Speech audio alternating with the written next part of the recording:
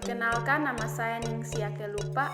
Saya dari kelas PPNA tingkat 1. Di sini saya akan mempresentasikan hasil kerja saya tentang membuat video gambaran tentang jenis sel.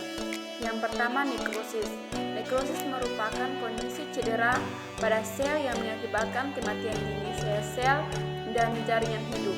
Nekrosis disebabkan oleh faktor-faktor eksternal seperti infeksi, racun, atau trauma yang menyebabkan pencernaan komponen-komponen sel menjadi tidak teratur. Penyebab nekrosis yang pertama, faktor eksternal, yaitu trauma mekanik, kerusakan fisik tubuh, kerusakan seluler, kerusakan pembuluh darah, efek termal, suhu tubuh yang terlalu tinggi atau terlalu rendah menyebabkan gangguan pada sel yang berujung pada nekrosis. Yang kedua, faktor internal, yaitu gangguan troponeurotik. Yang kedua, kekurangan nutrisi dan dari saraf yang rusak di bagian-bagian yang terlibat. Yang ketiga, cedera. Yang keempat, kelumpuhan pada sel saraf. Yang kelima, enzim pankreas yaitu lipase juga menjadi penyebab utama nekrosis lemak. Jenis-jenis nekrosis, yang pertama nekrosis koagulatif, yaitu A. jaringan, yaitu ginjal, jantung, kelenjar, adrenalin. Yang kedua, nekrosis likuifaktif, yaitu infeksi bakteri dan jamur. Yang ketiga, nekrosis gangren, yaitu nekrosis koagulatif yang menyerupai jaringan termumifikasi. Yang keempat, nekrosis caseus, yaitu merupakan kombinasi dari nekrosis koagulatif dan nekrosis likuifaktif yang disebabkan oleh mikrobakteria, yaitu jamur dan beberapa zat asing. Di samping terdapat gambar tersebut. Yang berikut, pengobatan nekrosis. Penghilangan jaringan mati dengan metode bedah atau non-bedah. Menghilangkan jaringan yang mati bisa dengan memotong sebagian kecil kulit sampai melakukan amputasi pada anggota tubuh yang terkena. Yang pertama, obat-obatan, yaitu trauma fisik, luka bakar kimia, dapat mengonsumsi obat antibiotik dan obat anti-inflamasi untuk mencegah terjadinya peradangan dan infeksi bakteri. B. Obat anti racun. Bila nekrosis disebabkan oleh racun dari gigitan ular, maka konsumsi anti racun bisa dilakukan untuk menghentikan penyebaran racun dan obat antibiotik untuk menghambat infeksi. C. Antioksidan. Kasus iskemia, yaitu terhambatnya pasokan darah ke jaringan yang menyebabkan hipoksia dan produksi spesies oksigen reaktif atau ROS yang bereaksi dengan cara merusak protein dan membran, maka pengobatan dilakukan dengan memberikan antioksidan untuk menghentikan ROS. Hipertrofi. Yang kedua, hipertrofi. Hipertrofi adalah peningkatan volume organ atau jaringan akibat pembesaran komponen sel. Penyebab hipertrofi yang pertama, kardiomiopati. Hipertrofi yaitu pembesaran jantung, sesak napas, kelelahan. Yang kedua, lemah jantung, yaitu detak jantung cepat, batuk, penumpukan cairan di perut. Yang ketiga, tekanan darah tinggi, asimptomatik, muntah, sesak napas. Di atas terdapat gambar tersebut. Yang keempat, stenosis pylorus, yaitu tidak seimbang cairan dan elektrolit, muntah parah, letargi. Yang kelima, hipertrofi adenoid. Adenoid yang bertumbuh terlalu besar. Jenis-jenis hipertrofi, yaitu yang pertama, hipertrofi otot, meningkat ukuran sel-sel otot. Yang kedua, hipertrofi payudara, kondisi langka yang menyebabkan payudara tumbuh secara tidak normal. Yang ketiga, hipertrofi ventikular adalah pembesaran bilik kiri jantung. Yang keempat, hipertrofi klitoris adalah gejala interseksualitas karena klitoris membesar sehingga menyerupai penis. Pengobatan hipertrofi. Yang pertama, kardiomiopati, yaitu A. beta blocker, yang kedua kalsium channel, kalsium channel blocker, yang ketiga obat untuk ritme jantung, yang keempat pengencer darah. A. Septal myectomy beda untuk menyingkirkan dinding otot jantung yang menebal sehingga aliran darah lancar. B. Ablasi septal non beda untuk menghancurkan otot jantung menggunakan alkohol melalui tindakan kanker. C. ICD, yaitu menjaga detak jantung tetap normal dan mengurangi risiko kematian. D. Transplantasi jantung, yaitu pada kasus kardiomiopati hipertrofi yang berat. Mengatasi kardiomiopati hipertrofi. Yang pertama, melakukan olahraga berat. Yang kedua, mengonsumsi makanan sehat. Yang ketiga, mengendalikan berat badan. Yang keempat, mengurangi atau menjauhi konsumsi alkohol. Yang kelima, patuh dalam mengonsumsi obat yang diberikan oleh dokter. Yang keenam, rutin melakukan pencegahan bersama dokter. Yang ketiga, iskemia. Iskemia adalah kekurangan suplai darah ke jaringan atau organ tubuh karena permasalahan pada pembuluh darah. Yang penyebab iskemia, yang pertama gejala iskemia. Iskemia pada jantung, yang kedua iskemia pada usus, yang ketiga iskemia pada otak, yang keempat iskemia pada tungkai. Penyebab iskemia, yaitu pertama memiliki kondisi medis tertentu seperti penyakit diabetes, hipertensi, hipotensi, kolesterol tinggi, obesitas, gangguan pembekuan darah, anemia, sel sabit, penyakit keliak, dan gagal jantung, kebiasaan merokok, kecanduan alkohol, penyalahgunaan nafsa.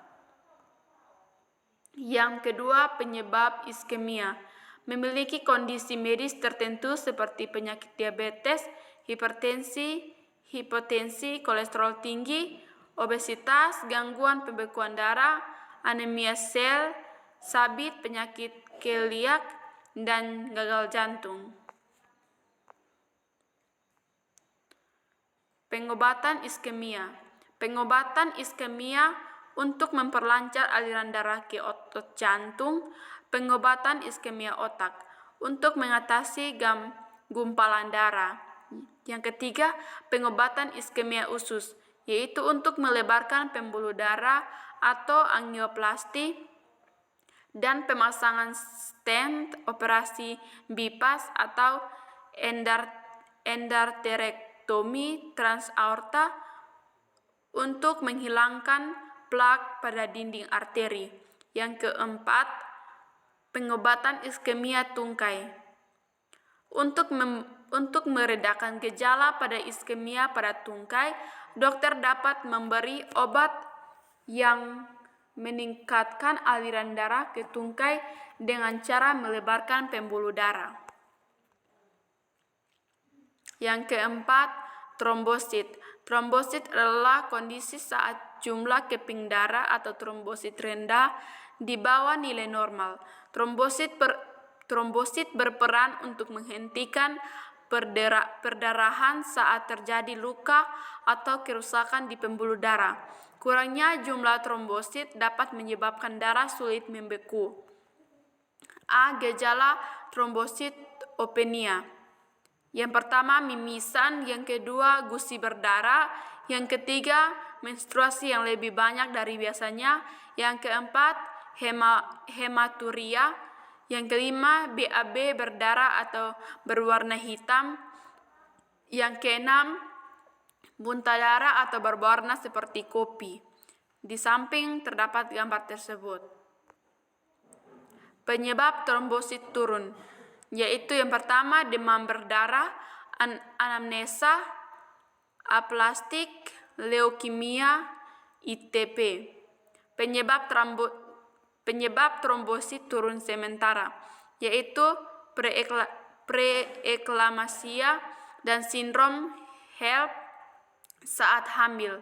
Yang kedua, leukemia akut. Yang ketiga, efek samping obat kemoterapi, heparin, pil kina, dan antibiotik golongan sulfonamida.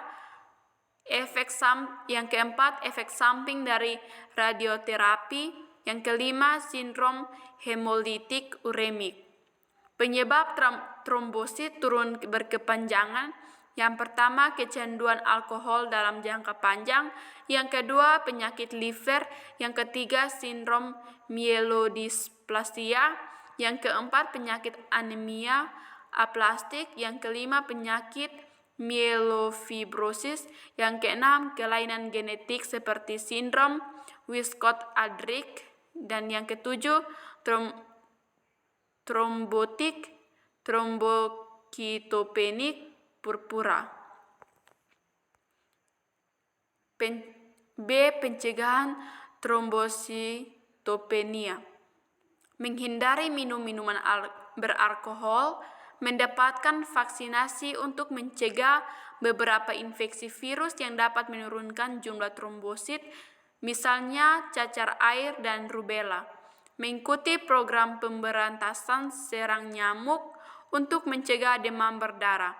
Yang ketiga, mencegah perdarahan akibat trombositopenia, antara lain dengan menggunakan sikat gigi yang lembut agar gusi tidak berdarah. Yang keempat, menghindari aktivitas yang bisa menimbulkan cedera, misalnya bermain sepak bola. Yang kelima, emboli. Emboli adalah kondisi di mana benda atau zat asing seperti gumpalan darah atau gelambung gas tersangkut dalam pembuluh darah dan menyebabkan penyumbatan pada aliran darah. Yang pertama, gejala emboli. Penyumbatan pada pembuluh darah di paru-paru, yaitu nyeri dada, sesak napas, batuk. Yang kedua, penyumbatan terjadi di otak dan menyebabkan stroke, yaitu kelumpuhan anggota tubuh, gangguan bicara. Penyebab emboli yang pertama gas, yang kedua gumpalan darah, yang ketiga kolesterol, yang keempat lemak, dan yang kelima air ketuban atau cairan amniotik. Faktor yang meningkatkan risiko seseorang mengalami emboli, yang pertama kegemukan, yang kedua berusia 60 tahun atau lebih, yang ketiga merokok, yang keempat hamil. Di samping terdapat gambar tersebut. Pengobatan emboli. Yang pertama, antikoagulan, yaitu mencegah terjadinya penggumpalan darah. Yang kedua, trombolitik, yaitu untuk meleburkan darah yang menggumpal. Yang ketiga, trombektomi, yaitu bertujuan mengangkat gumpalan darah yang ada. Yang keempat, inferior vena cava atau IVC filter, untuk menyaring zat asing di pembuluh darah dan mencegahnya penyebar ke organ lain. Pencegahan emboli. Rutin berolahraga, hindari dehidrasi dengan asupan cairan yang cukup, tidak merokok atau mengonsumsi alkohol, menerapkan diet dengan gizi seimbang, dan menjaga berat badan ideal. Yang kelima, menghindari duduk terlalu lama atau kurang aktif bergerak. Yang keenam, lakukan pemeriksaan kesehatan secara rutin. Yang ketujuh, Hindari menggunakan pakaian ketat. Yang keenam, atrofi. Berkurangnya ukuran suatu sel atau jaringan akibat berkurangnya leustensi sel sehingga jaringan menjadi lebih kecil. Gejala atrofi. Yang pertama, penurunan beban kerja sel atau jaringan. Yang kedua, adanya penurunan beban kerja menyebabkan kebutuhan akan oksigen. Yang ketiga, nutrisi berkurang dan menyebabkan sebagian besar struktur intrasel.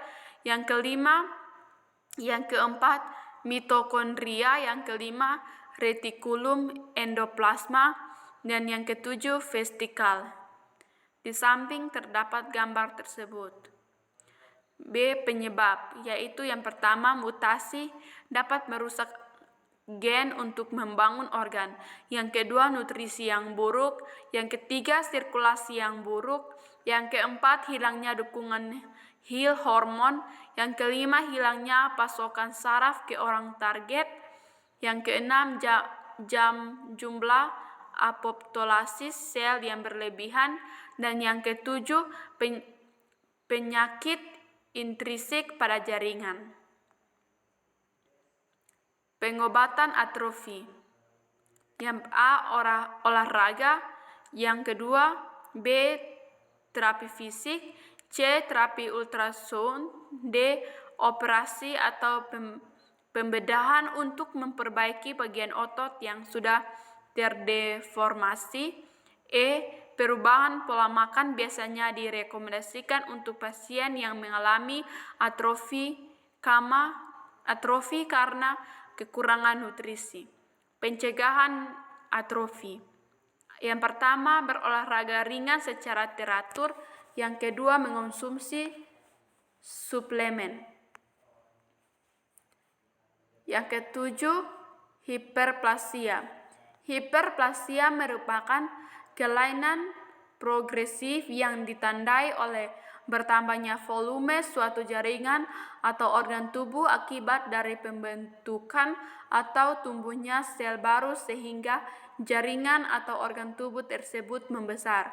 Jenis-jenis hiperplasia. Yang pertama, hiperplasia fisiologik. Yang kedua, hiperplasia hormonal. Hiperplasia endometrium.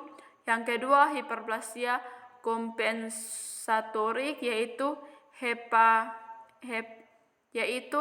hepatektomi, dan yang hiperplasia patolo.